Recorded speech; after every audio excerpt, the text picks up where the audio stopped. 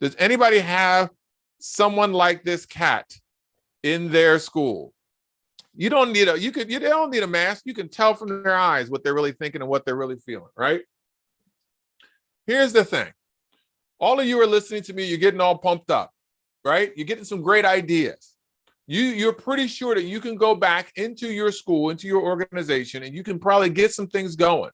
If you can make the end of the school year 1% better, you know that you're going to see reap the benefits of that next school year. But then there's those people who just don't care, right? And what we want to do, what do we want to do? We want to help everybody, right? We want to help everyone. We want to be there for everyone. We want to make sure that everything's working out. But again, there are people you just can't help. There are people I'm sorry, y'all just can't help them. Now, in previous presentations, I have gone through and identified the people that you just can't help and what you can do to work with them. I'm going to go through that again with y'all because you need to hear this, because nothing deflates your bubble, deflates your motivation, deflates what it is you got going other than one or two Nazis who can't see what's going on. All right. So here's the deal with them. The people that you just can't help. I'm going through this again so that you can understand this inside and out and know this clearly. Number one, you can't help people who don't think they need it, right? If there's someone who doesn't think that they need any help, they don't think that they want anything better, they just like being miserable, you cannot help that person, all right? You cannot let that person get under your skin because they don't think they need any help. So how do you work with them? From a leadership standpoint, from a building leader, district leader standpoint, remember early on we talked about compliance and commitment, right? We talked about that. When you're talking about commitment, you're not going to get that from them. You have to work with these people at the compliance level, meaning that you have to pretty much say to them, well, this is what your job expectancy is. Just do that. For the last month of school, just do that. Don't do much else. 2 weeks left, 3 weeks left. Maybe you 1 week left. I don't care what you have left. You let them work at the compliance level, just doing what it is that they need to do. The next kind of person you can't help. You cannot help people who know they need help and don't want it. All right, it's a little bit different. People up top here, people don't think they need it at all. Now there's people who know they need it, but they don't want it, right? I know it could be better, but I don't want it. They love just wallowing in their own misery, in their own just sadness, right? They're pathetic. You can't help them. Don't bang your head against the wall. Don't try to twist yourself inside out. Again, you need to work with these people at a certain level. Anybody know what that level is? The same kind as the one above them. Somebody in the chat, let me know. How do you work with these kind of people? Compliance. That's right, Karen. You just have to work at the compliance. What is their job description? What is the basics of what it is that you need to do? Because as a school leader, let's talk about the principal, vice principal, superintendent, director's position here. All right. You may need to do discipline on them, but you need to be clear as to what the expectation is. This is compliance. This is the bare minimum, because compliance is accomplishment. It is. It's a low level of accomplishment, but it's accomplishment. Okay. So next one, you can't help people who do not want it from you. Sometimes it is you, right? Sometimes these Nazis are not Nazis with anybody else but you. Does anybody have anybody like that, where they're fine with everybody else, but when it comes to you,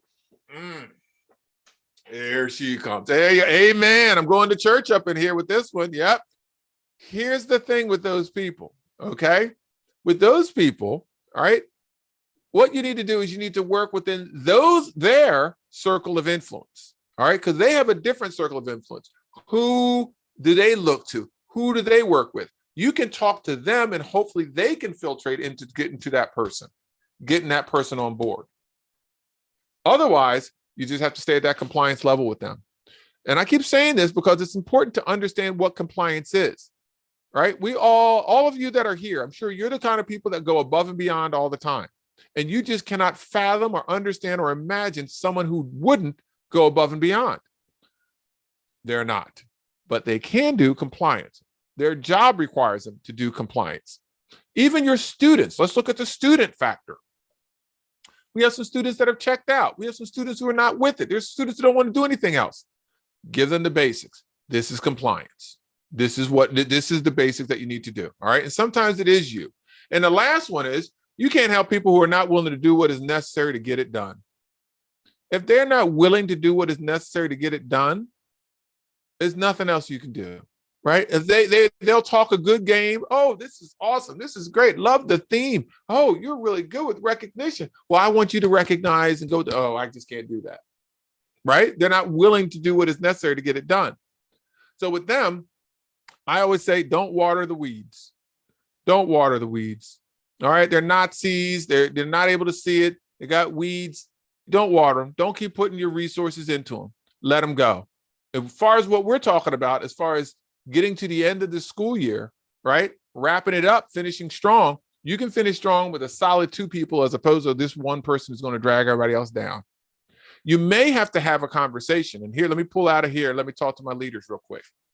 When you have some of these not seized people, all right, not willing to do it, you as a leader may need to step up, pull them aside, have a conversation with them and say to them, look, understand you had a tough year. I'm sorry things are going the way that they are. Love to sit and listen to you.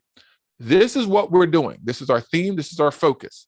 I need you to promise me you will not sabotage. That's right. Say the word sabotage, because you're going to get 2 different types of responses. All right. You'll get the one response of fine. Okay. Which means they were going to do that. That's what they're going to do. But they say, yes, fine, I'll let it go. Or you'll get the other response, which is, oh my gosh, why would you say that? You would think that about me? Oh my goodness, I would never. Sit there in silence. Let the silence do the heavy lifting on that one, all right? But either way, they're going to say no, they won't sabotage. So now you can move on. And if they do, call them back in, be that leader, pull them in, do something, all right? Even if it's the last, don't be one of those leaders say, oh, it's the last few weeks of school, it's not worth, yes, it is worth it.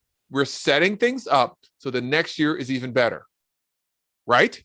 Right. I hope I'm giving you something of value. I hope this connects with you, give you some leadership strategies here, right? That's what I'm doing for you. If you want to talk with me, there's my QR code, set up a time, let's chat.